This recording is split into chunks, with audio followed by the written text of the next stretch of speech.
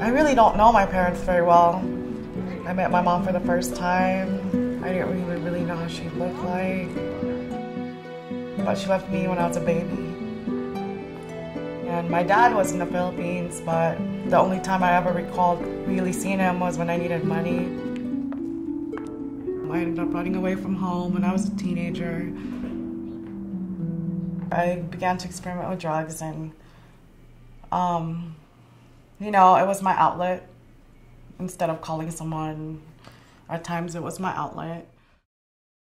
I don't really have anybody but my children, and I can't confide in my children about everything, you know? So that's when I turned to drugs, and I was like, definitely got me one day. I had gotten pulled over by a civilian. He had called the police on me. He had caught me at a perfect time, and my kids were in the car. Definitely a lesson learned. It was embarrassing, it was hurtful, it was disappointing, but it made me look at my life in a different way, because I don't want that. It's not the kind of life I want to live. Every parent makes mistakes. That's all I can say, and like that's her. Like, she makes mistakes, but she's been learning from them a lot.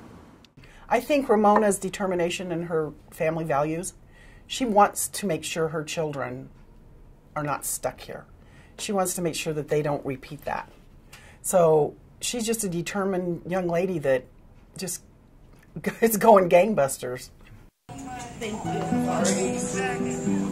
My goal is to prove that I can provide for my children just like any other set of parents can. My day begins when my daughter wakes up for school in the morning at 6 a.m. I take her to the bus stop. The bus stop is here, so it keeps my life consistent. I tell myself to stay motivated, stay focused, to not let the bad feelings take over my day. Since she's been going through a lot just to take care of us, this time we get to spend with her, I try to cherish it. Like, she'll be stressed a lot though. I think about my girls all day when, you know, I feel like things are going bad. Then I really think about what I really have to worry about, and I snap back into it. Staying on point is what's hard, because it's tiring. You know, and staying on point at home, staying on point at work, and staying on point most of all with myself is what's hard, because eventually your body gets tired and your mind gets tired, and it's exhausting. I have to check in to the court every week, something I'm still doing. Next week I start drug counseling. So it's a pretty busy day here. So obviously with the new school year, you have to do all the new paperwork. And we work really close with both schools, so if you ever have a problem or an issue, just let me know, and then we'll try to figure that out. You know, I didn't know where I was going to end up when I got evicted, and Volunteers of America gave us our place here. So they've done nothing but great things. I get home at 9 o'clock at night, I pick them up from my next door neighbors, and then by the time I get them in bed, it's another hour because we talk, you know. But I deal with all kinds of people, and I'm on the phone all day long. So like once I hang up with one person, like my headset beeps automatically, and that's my cue to say it's a beautiful day at 18:10. So it gets pretty boring. So like today I had 20 calls. We barely even see her that much, and because she works so late, and I go to school, and that's it. I see her at nighttime, good night, and then that's like I see her for a couple hours. For my mom, I want one day for her to not be stressed out. One day I want her to just be relaxed, and I want her to I want to see her smile more often. Even with the stress, even with the bumps, even with the little hiccups, the cars, the babysitting, you pick yourself up like Ramona's doing, and you move forward. So when you build a stable environment for folks, that allows them to take the daily stresses food, clothing, shelter off of them so that they can work on their own issues.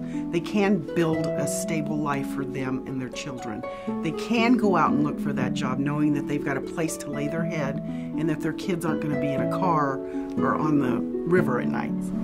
If it wasn't for this place, I wouldn't have met the people I did. I wouldn't have switched schools and got better grades. I wouldn't have talked to my mom more. I wouldn't have bonded with my mom more. If we never have been here, it changed us a lot. They're gonna be such good little girls, successful little girls. I don't want them to go through the same struggles I did. I remember growing up and when everything was happening bad, and I would cry to myself about it.